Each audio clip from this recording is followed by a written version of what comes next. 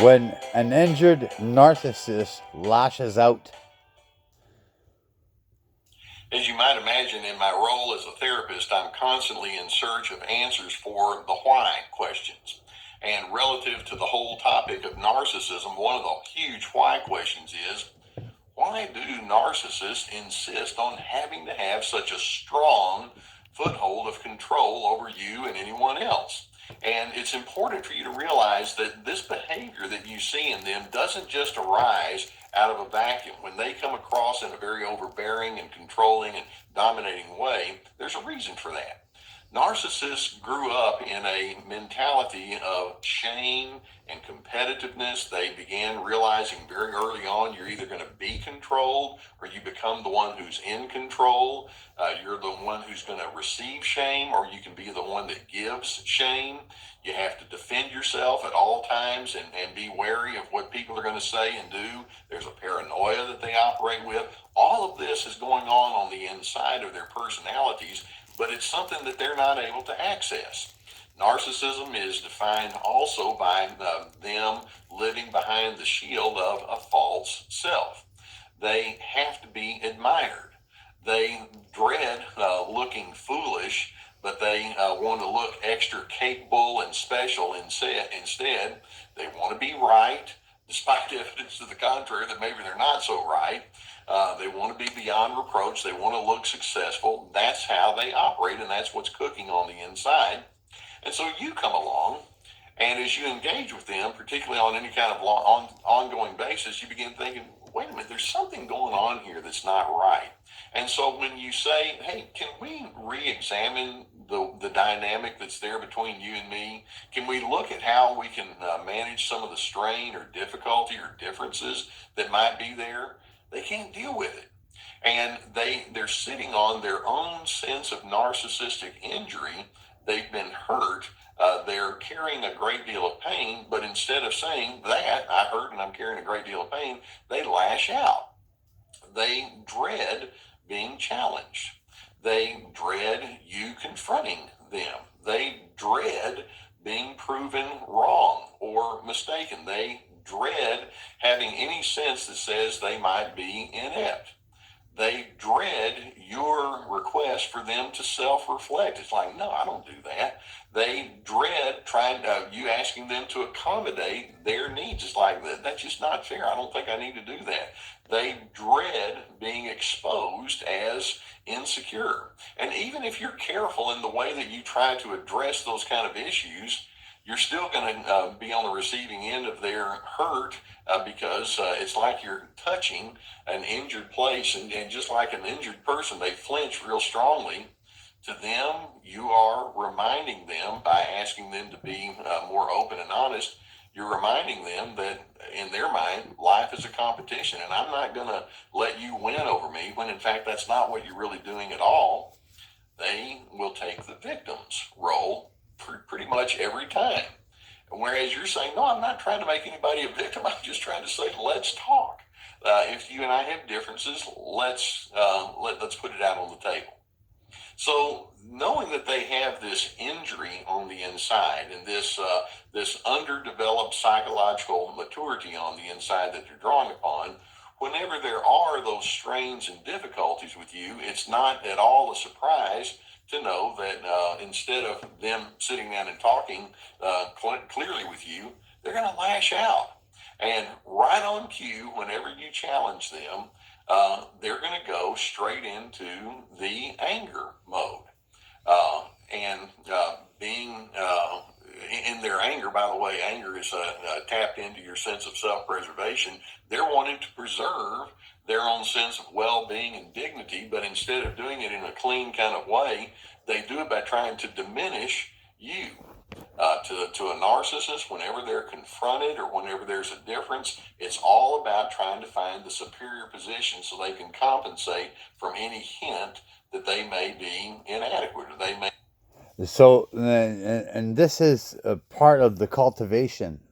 When you cultivate your child, you want to, show them how to enter a place and buy something and be cordial with somebody and open the door for an old lady and Do all these things, and you're going to cultivate that child.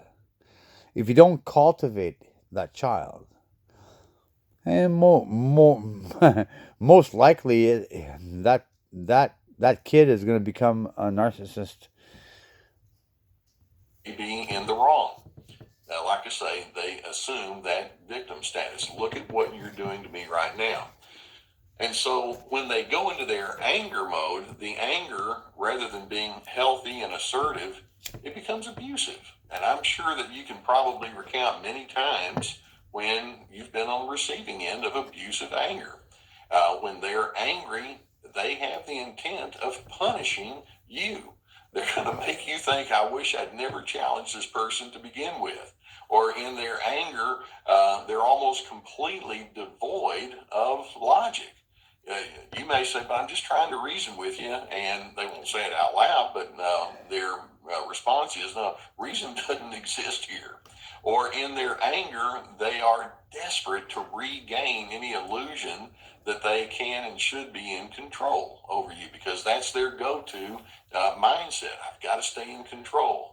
In their anger, they become insulting or demeaning or degrading, and they can be very insensitive in the ways that they do it. They intend to instill fear in you.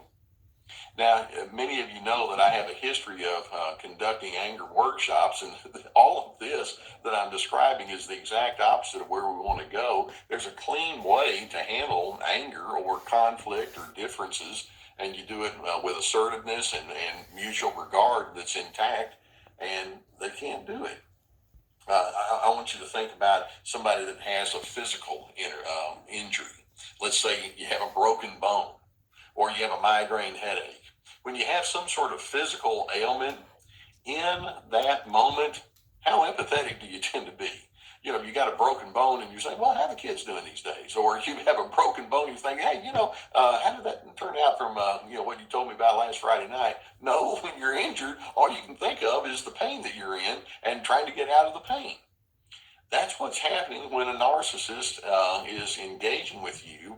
They are such injured souls that when you touch on that injury, instead of saying, hey, let's empathize, in the moment, it just isn't going to happen. Psychologically, these are ailing people, but they just can't say, I hurt. They can't say, would you please assist me? They can't say, is there something that you and I can do so that we can work together and make things well between the two of us? They're basically saying, why are you hurting me again? That's what their anger and their lashing out is all about. So, what I'm saying here is that whenever you try to confront or come against or just challenge a narcissist, what they're going to do is they're going to say, whatever you are trying to say to me, it's inaccurate. You're not describing me, you are the problem.